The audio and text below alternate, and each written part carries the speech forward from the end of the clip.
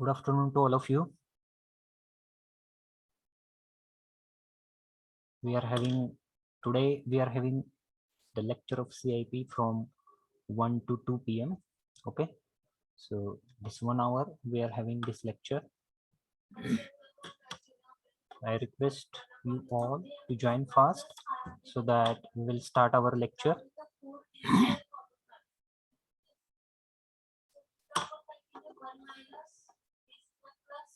Till now 15 participants have joined. Total strength of this class is 74 and only 15 are present. Okay, so join fast so that we will continue our lecture.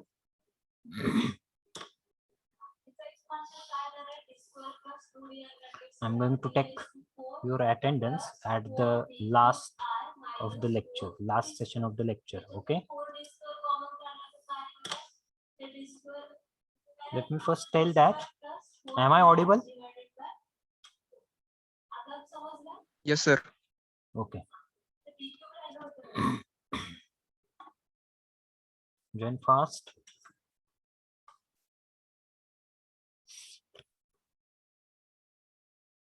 So that we will start our lecture. I will wait for 2 minutes and then we'll start our lecture. Till the time, please, if your friend is not there in the list, just tell him to join.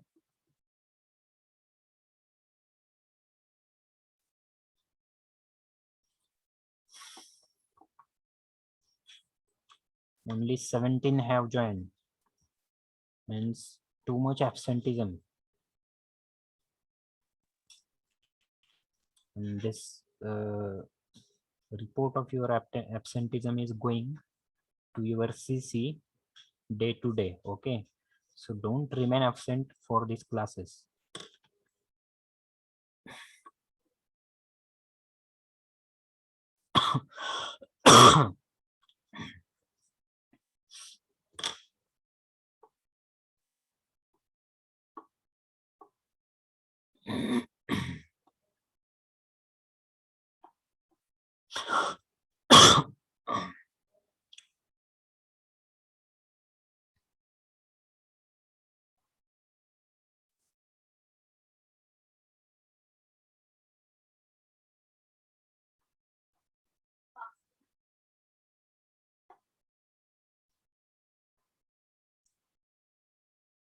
Okay, so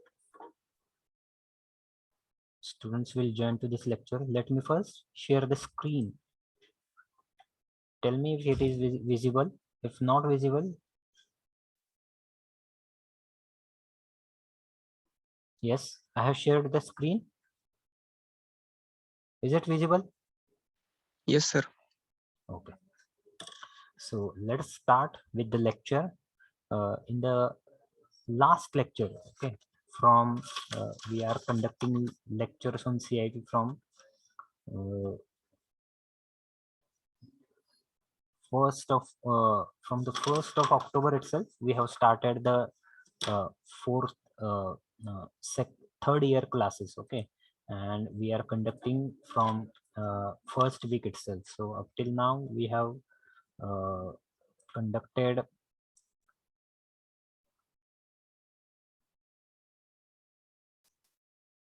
5 to 6 lectures we have conducted till the date. So this may be the fifth or sixth lecture. In the last 5 lectures, we have discussed about language. Okay, what is language? Why it is important? Why do we learn any language? Okay.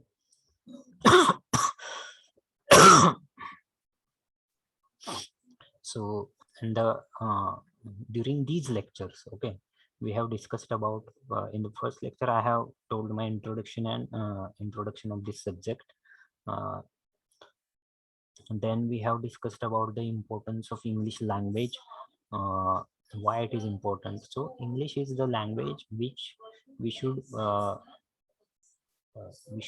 know, we should talk, we should speak, we should use this language for speaking purpose, for communication purpose, because it is very important language. You will feel or you will see its importance when you will complete your graduation. After completing graduation, you will feel the importance of this language and why this subject has added to our subject. This is not the subject which is of your syllabus, but it is uh, let's consider it as a co-curricular activity we are our college is providing for you people. Okay, so from last in the last lecture we have seen that what is language. So language is the medium of communication that we have discussed. Then we have discussed about the uses of language for communication purpose, for education. Language as a education, we have used English language as a education. We are using it from the uh, Britishers rule itself. Okay, so Britishers when they attacked on India and they won this land, they have implemented this subject. They have uh, added this subject in our curriculum syllabus. Okay, and from there itself we are learning it, and uh, we have learned that this is the language of education we are using. So your medium of answer, your medium of learning is also English, as uh, you are engineering students.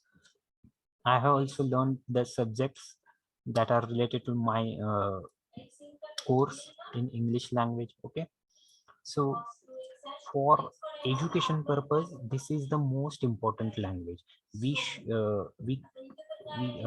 can get any type of information regarding the uh, education. Okay, any type of information regarding the education, regarding the study, regarding the uh, educational subjects. We can get any type of information with the help of this language. On Google we search, or on the Google we just Google it any term, okay, with the help of this language, and we can find many results, millions of results we can find uh, related to that term. Okay, so for educational purpose this language is important. Then for traveling and business purpose also this is important. If you want to travel to the world, if you want to go for a journey to the world, then you must know this language. You must have the knowledge of this language. You should be able to speak this language. You should be able to understand this language for traveling purpose, because uh, in the outside of India, when you went on foreign tour or world tour, you will find the people who are speaking, who are communicating uh, with this language. Okay, we can't use our mother tongue or our national language. Okay, we have to use this English language for the communication purpose, for trading purpose, for business purpose. Okay, so for international business also happens. International import export business also happens with the help of this language. Okay, so for trading purpose, so we do our country uh, does trade with the other countries. Okay, and that's why for trading purposes also this language is very important. Then uh, it is also the language of education, trading, business. Okay, art and culture, we have uh, learned that many arts and cultures we uh, come to know when we use this language. Okay, with the help of this language, it becomes easy to know the different arts that are having in the world, okay, that are present in the world. And literature, or we can say that art and culture. So talking about culture, so there are different cultures. We are having Indian culture, so Western culture, Eastern culture. These are the cultures. And how do we come to know that Western culture is different from our culture? Because of this language. Okay, so the, for knowing the culture, for uh, getting the knowledge about the culture that are present in countries other than our country. Okay, the countries that are uh, present in the world, we have to we can understand the culture, their difference between our culture and their culture, with the help of this language. Okay, so there also we can get information about the tribal cultures also. There are many tribes. Okay, so overall in world itself we can find thousands of languages, and we can find thousands of other accents of that language. Okay, so there are thousands of language present in the world, and we are also having hundreds of language in India itself. Okay, as we are having more than 29 states and uh, four union territories. Okay, so each state is having its identical language, own mother tongue, and that's why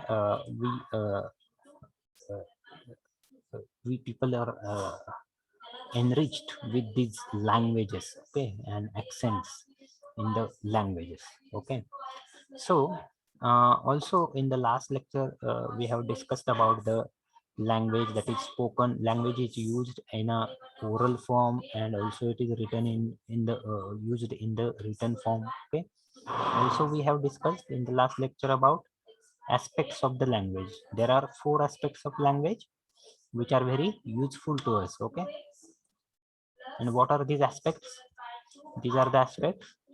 First is listening, second is speaking, third is reading, and fourth is writing. Generally what we do in our classes, in our traditional Indian system, our teacher told us to write first, or start with the writing of the alphabets. Okay, he he didn't teach us to speak first, or to listen first and then try to copy or try to imitate.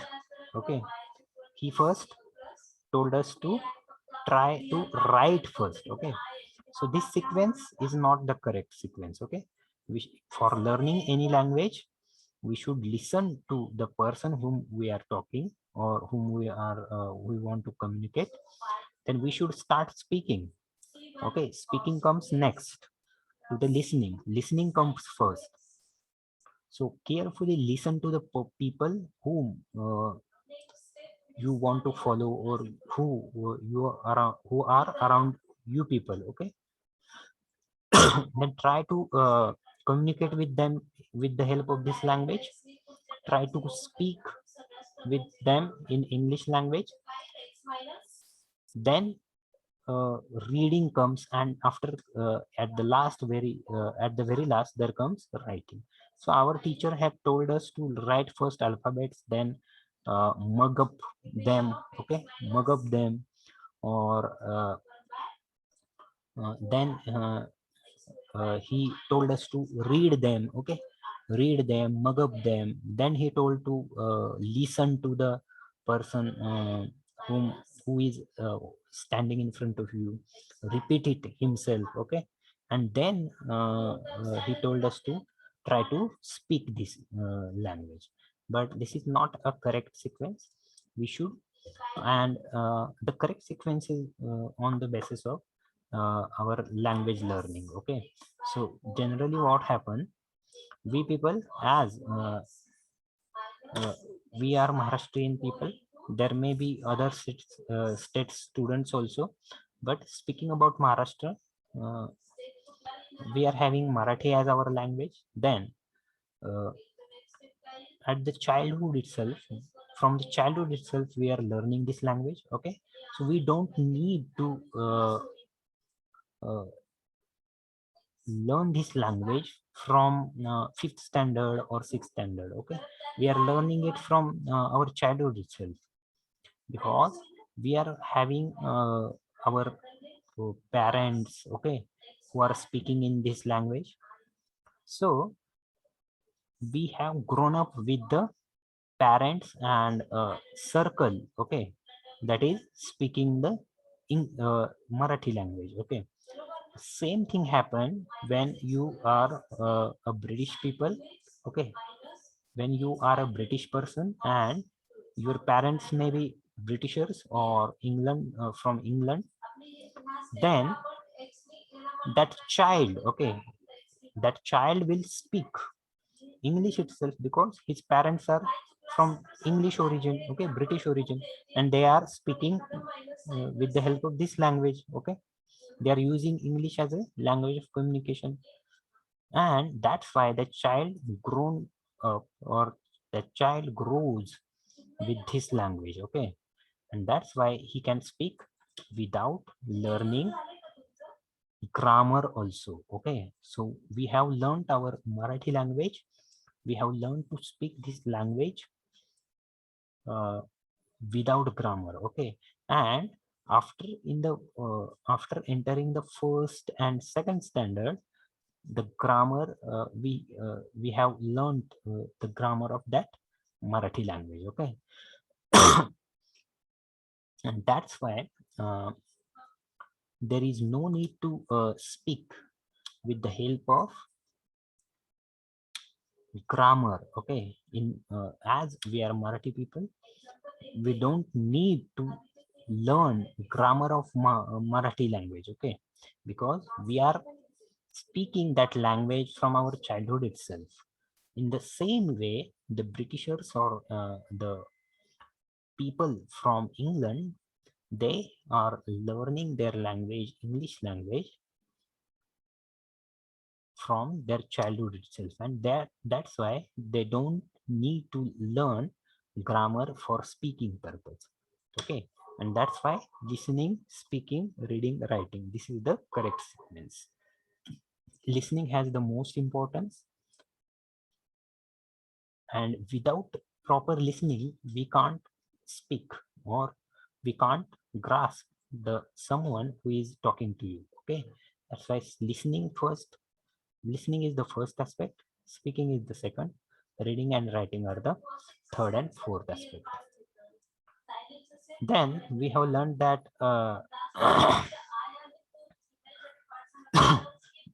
there are sounds and letters in a language. Sounds are means uh, sounds means that we are using for speaking purpose. Okay, and letters means what, that sounds when we write it on the paper, that becomes letters. Okay, then words and phrases we have discussed.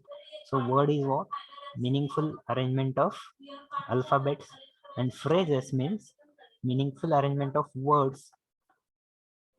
We can't use meaningless arrangement. Okay, and sentence structure we have discussed, subject plus verb plus object plus complement or other part. Okay, and also paragraph means what, paragraph is made up of sentences. So there may be 10 or 15 or 20 sentences in a paragraph, and speech is made up of multiple paragraphs. Okay,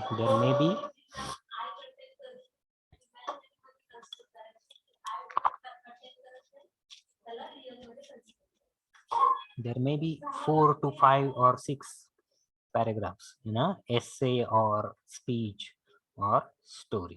Okay, so yes. Also, we have seen that sentence structure subject plus verb plus object plus complement. Okay. So yes, we were at the this slide. Okay, we were discussing about the parts of speech. So we have discussed about the sentence structure. Okay, also we have seen that there are different types of sentences, that is statement or declarative sentence, interrogative sentence, imperative sentence, and exclamatory sentence. So we have seen this in the last lecture. So today we are going to start with the parts of speech. Okay, so how many parts of speech are there?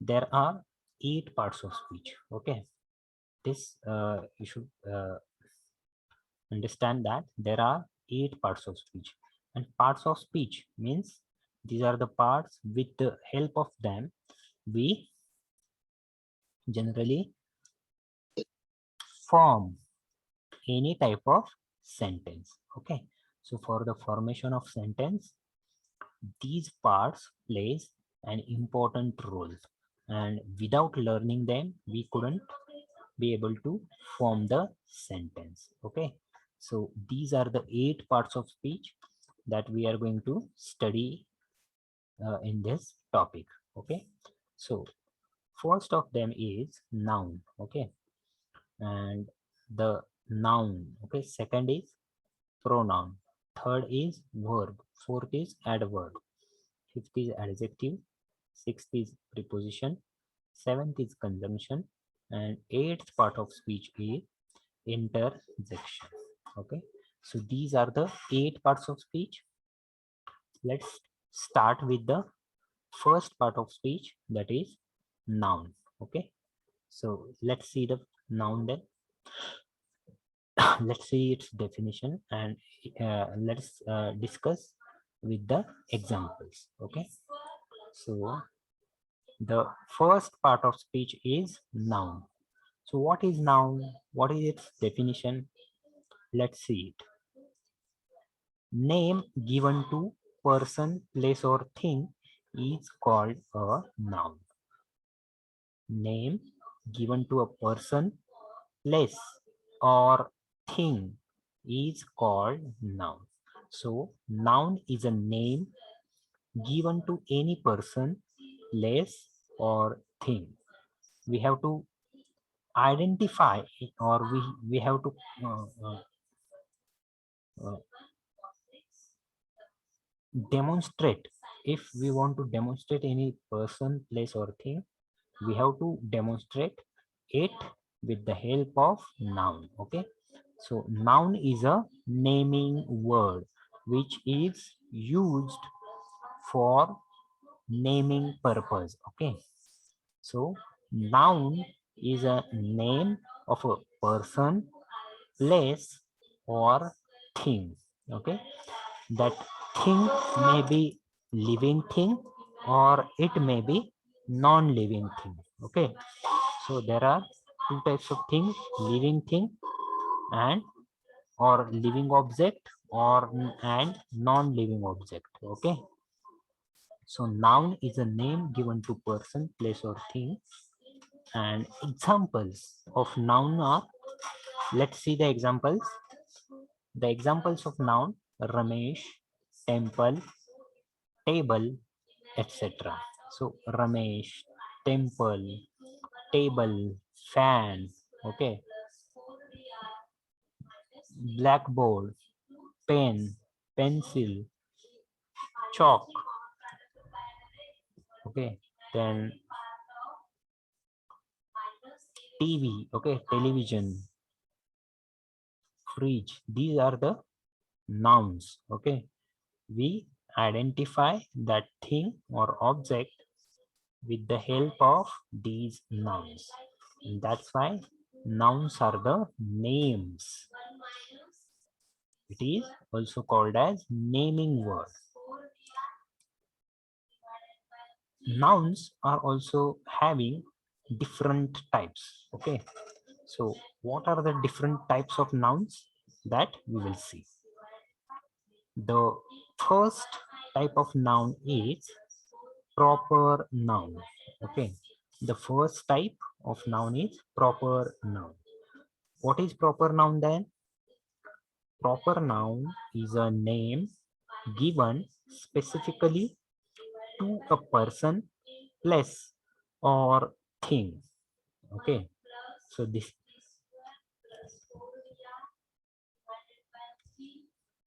is the definition of this proper noun.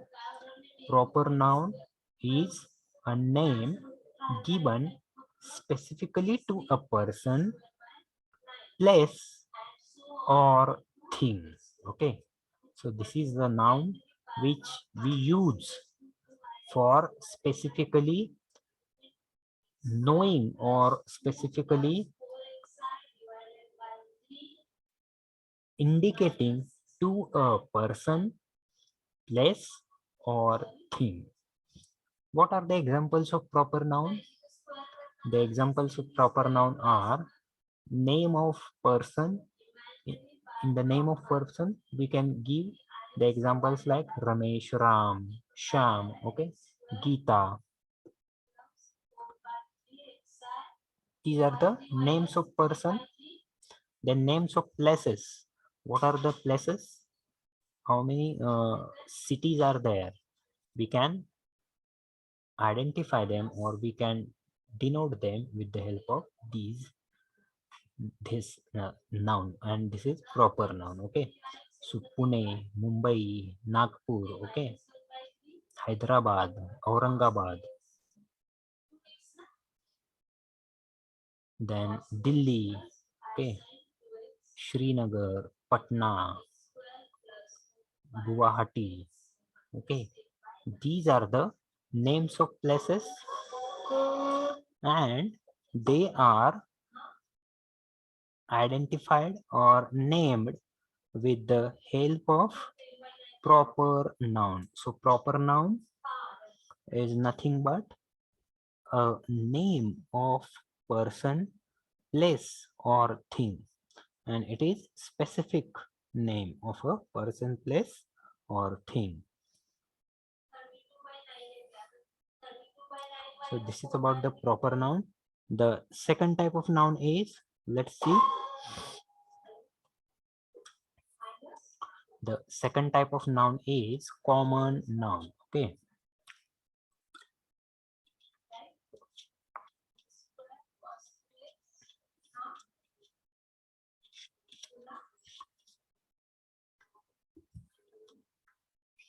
So what is common noun then? Common noun is name used to address things generally is called common noun. So for addressing things generally, we use common nouns. Okay. So common noun is a name we use for addressing generally to a person, place, or thing. Okay. So or any object, we call it generally with the help of its common noun. Okay. So what are the examples of common noun? The examples are table, chair, car, pen, city. Okay. Table, chair, car, pen, city. Dog. Okay. Dog, duck, door. These are the common nouns. Okay. There is no specific reference given to the uh, given by someone. Okay. So if we want to specifically denote or indicate any person, place, or thing, we use proper nouns. And if we are talking in general, if we are speaking in general, then it becomes, or we use common noun for general purpose. Okay.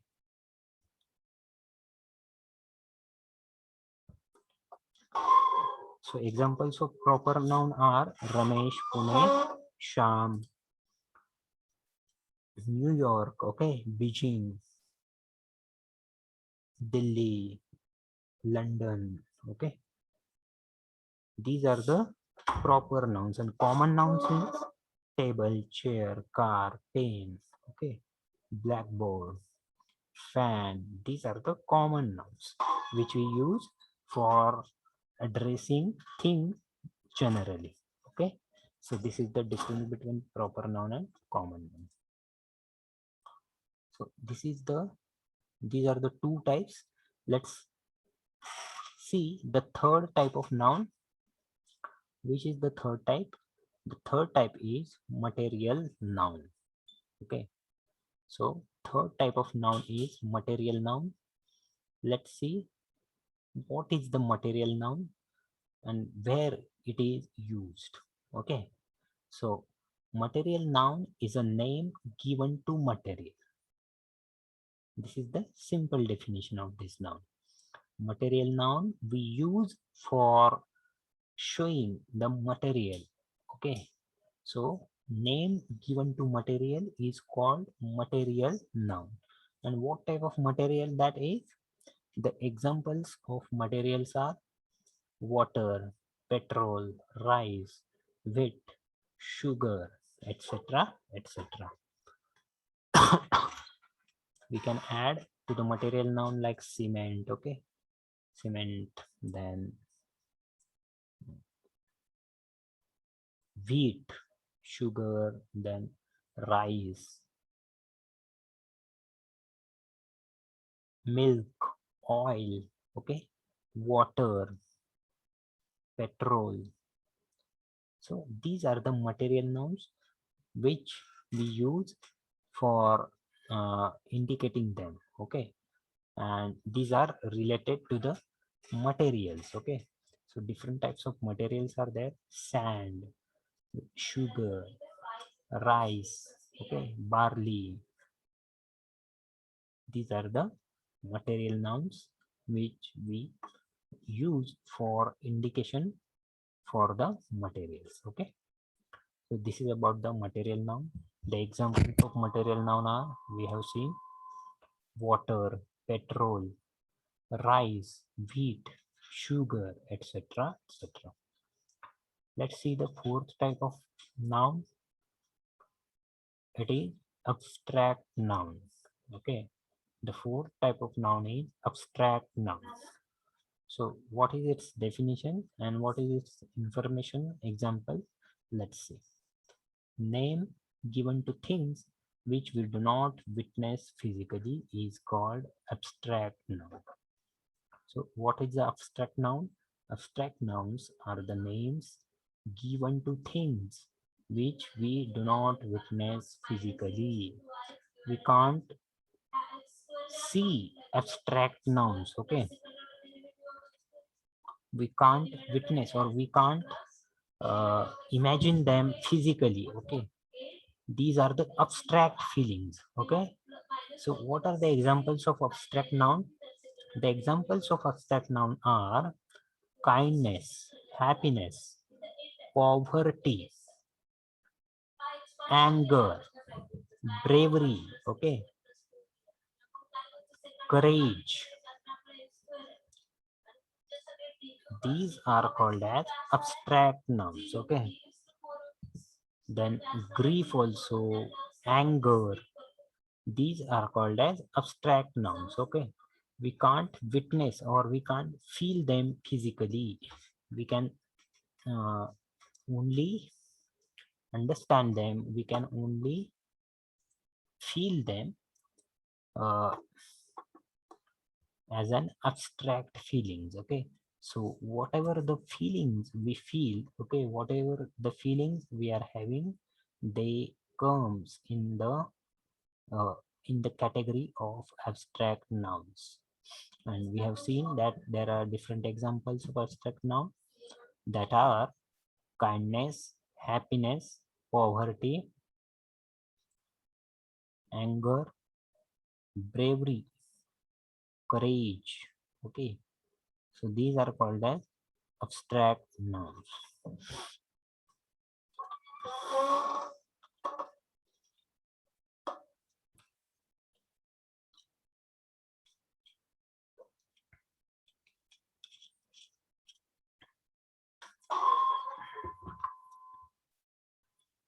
let's see the last type. Okay, let's discuss about the fifth type of noun. The fifth type of noun is collective noun. Okay, the fifth type is collective noun. So what is the collective noun? Collective noun is a name given to indicate group called collective noun. Okay, so collective noun is a name given to indicate group. For indicating or for showing group, we use collective noun.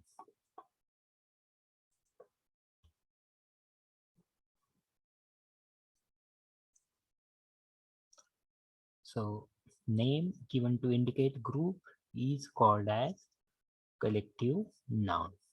Let's discuss it with examples. What are the examples of collective noun? The examples are committee, bunch, people, army, team, etc. etc. So there are other different collective nouns also, that are board. Okay, board of editors. Okay, board. Then fleet. Fleet means tafa. Fleet of aeroplanes. Okay, or bunch of grapes. Okay, then square of pages. Okay, square of pages. Square means what? We generally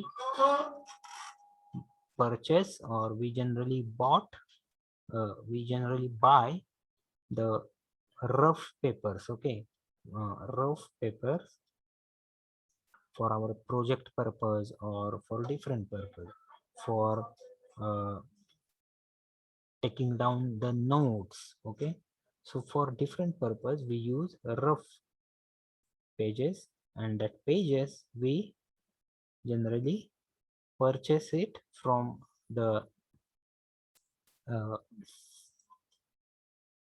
from the owner of the uh,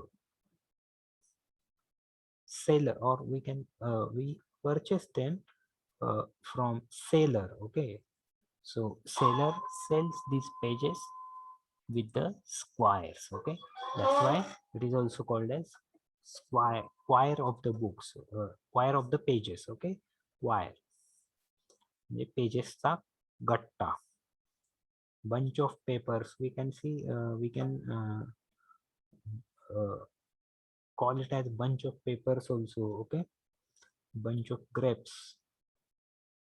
Then people is also the collective noun, because they are many in number. Okay, so for a group of a persons we use people. Okay, if there are thousands of people, then they are measured, or they are called as a collective noun. Other examples are committee, army. So army is also made up of troops. Okay, so troops from different states, different regions of a country, they are also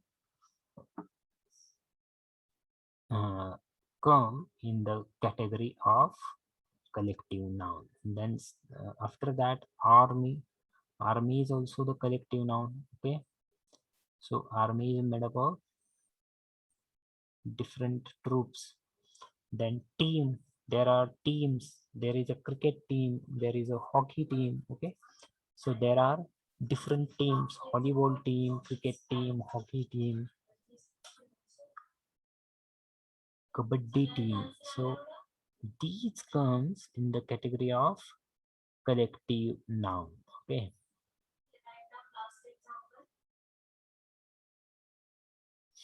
so this is about the collective noun. So in the in this lecture we have seen that there are different types of nouns present over there. So noun is a naming word. This is used, the noun is used for naming purpose. Okay, For naming the people, things, or objects, places, we use names, nouns. There are different types of nouns present over there, and these are called as, first is proper noun. It is proper noun, or it is a specific noun given to a person, place, or thing. And the examples of the proper noun are Ramesh, Pune, Sham, etc. etc. Then second, we have seen that common noun. Common noun is nothing but name used to address things generally. And examples are table, chair, car, pen, city, etc. etc. The third, we have seen that the third type of noun is material noun. Okay. So any type of material, we generally indicate it with the help of material noun. Okay. So these are the nouns which we use for materials. Materials like water, milk, petrol, diesel, rice, wheat, sugar, barley, etc. etc. So these material nouns which you use for showing the material.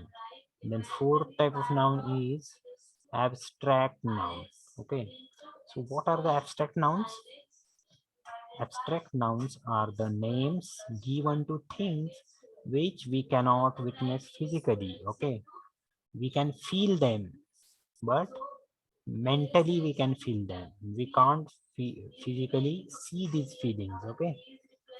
So what are the examples of that abstract noun? The examples of abstract noun are kindness, happiness, poverty, anger. Okay.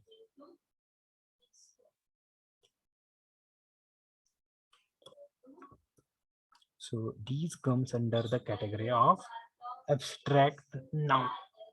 And the fifth type of noun is collective noun. So any type of collection we can identify or we can understand it with the help of the collective noun.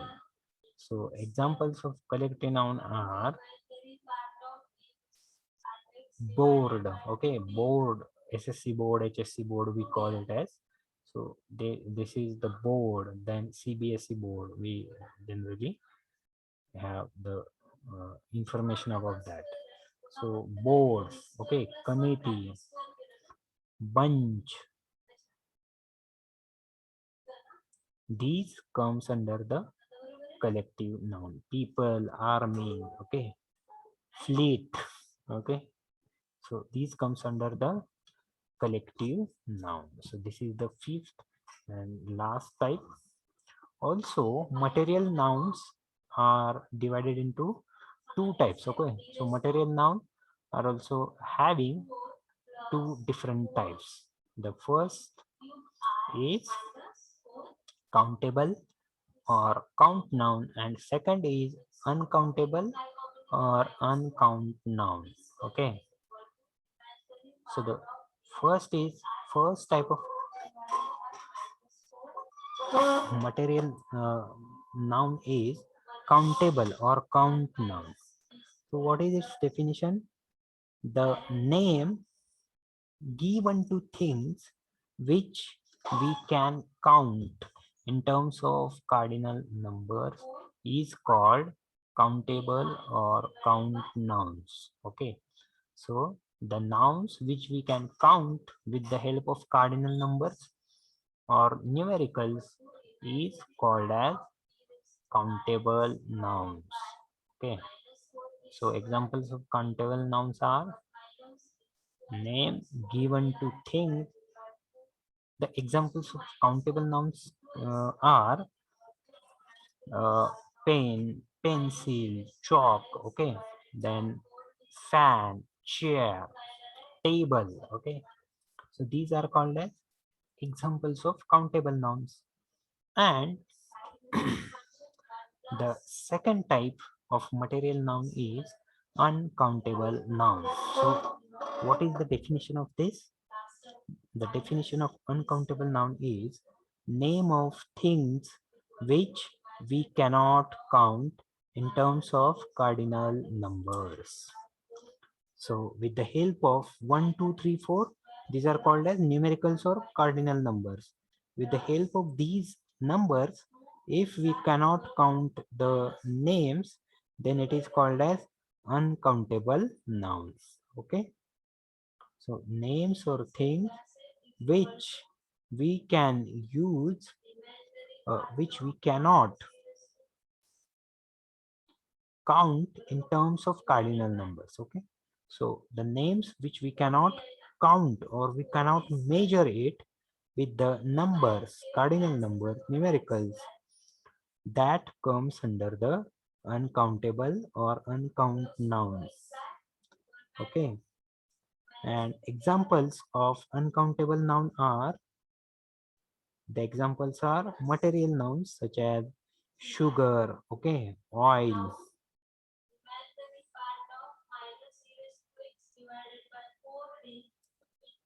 So sugar, oil, wheat, rice, petrol. Okay. So these comes under the uncountable noun. Also kindness, happiness comes under the uncountable nouns. Okay. These are the kindness, happiness, these are the abstract nouns. We cannot count the feelings. Okay. How much kindness that person is having, we cannot count. How much happiness or how much happy is that person, can we count? We cannot count, and that's why they comes under the category of uncountable nouns. Okay, so these are called as uncountable or uncount nouns. Okay, so let's do the summary. Let's In the summary we can see that there are different types of nouns and the examples of, we have seen the definitions and also the examples of these different types of nouns. So proper noun means proper noun, particular noun of any person, place or thing. Common noun means it is the general name of any object or any thing. Okay. Material nouns means what? It, we can either count it or we cannot count it. Okay, it is also the name given to the materials. Abstract noun is the nouns with the help of which we cannot physically witness these nouns. Okay, we cannot feel the emotions. Okay, emotions are the only feelings, we cannot see them. So kindness, happiness, fun, anger, etc. are the types of examples of abstract noun. Then collective noun. Collective noun is the nothing but the collection of things or collection of people. Okay, so examples are committee, flock, people, army, team, etc. Countable nouns. Also, the material noun is having two types: countable noun and uncountable noun. So countable nouns are the nouns which we can count in terms of 1, 2, 3. Okay, in terms of cardinal numbers. And uncountable nouns, we cannot count them with the help of cardinal numbers. Okay, so this we have discussed in this lecture. We have seen the noun and its different types in this lecture. So there are only 8 minutes left for this uh,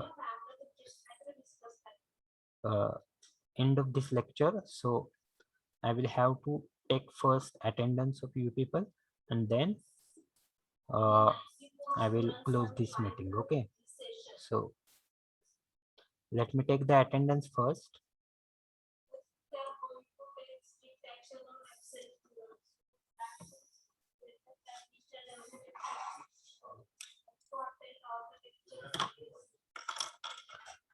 I will mark your roll number.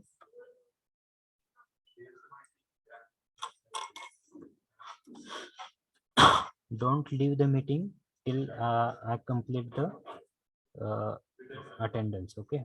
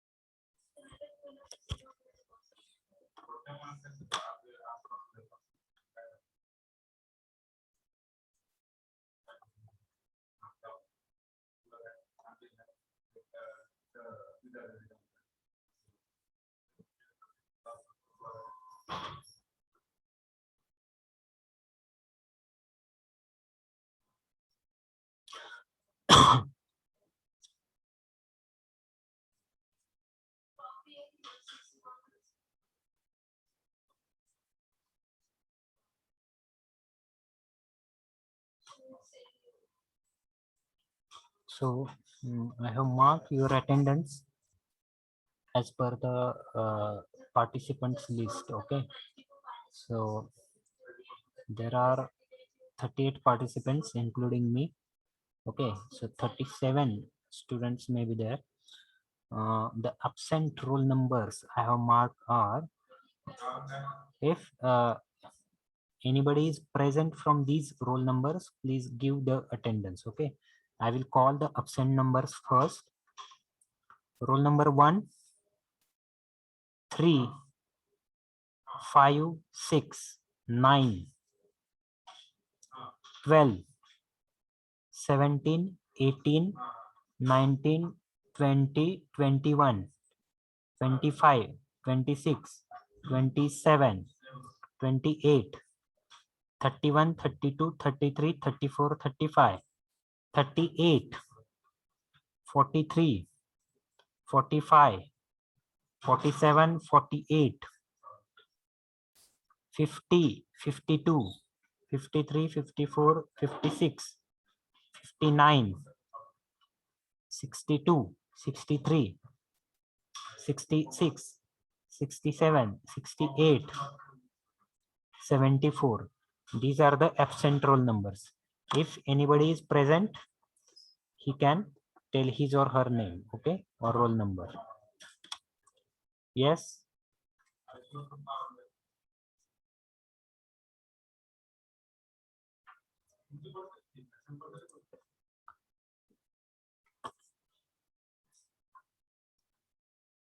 Is anybody present whom I haven't called?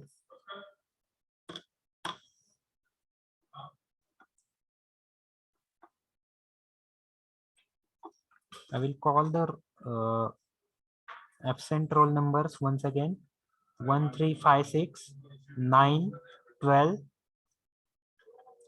17, 18, 19, 20, 21, 25, 26, 28, 31, 32, 33, 34, 35, 38, 43, 45, 47, 48, 50, 52, 53, 54, 56, 59, 62, 63, 66, 67, 68, and 74. These are the absent roll numbers.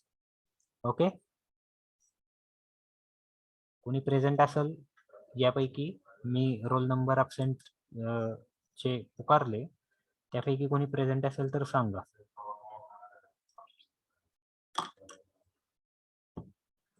If anybody is there, he can tell me, he or she can tell me.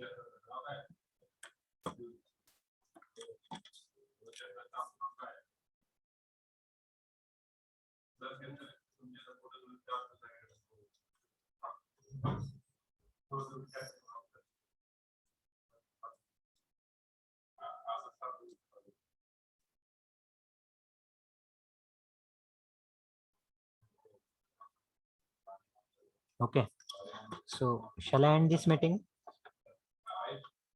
Okay, I will end this meeting. Thank you for joining this meeting. We'll stop here.